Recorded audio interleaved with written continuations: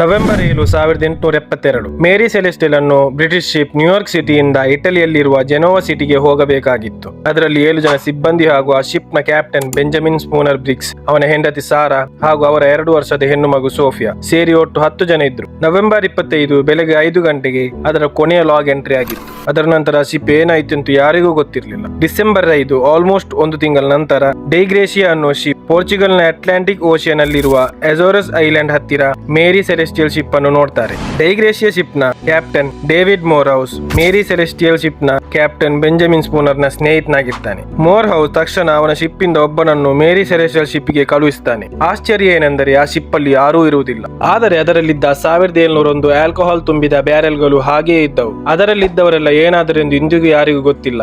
ಆ ಶಿಪ್ ಗೆ ಗೋ ಶಿಪ್ ಅನ್ನೋ ಪಟ್ಟ ಕೂಡ ಸಿಗುತ್ತೆ. ಈ ಶಿಪ್ ನ ಹೆಸರಲ್ಲಿ ಹಲವು ಮೂವಿಗಳು ಕೂಡ ಬಂದಿದೆ. ಇದು ಇಂದಿಗೂ ಒಂದು ಸಾಲ್ವ್ ಆಗದ ಮಿಸ್ಟ್ರಿ ಆಗಿರುತ್ತೆ.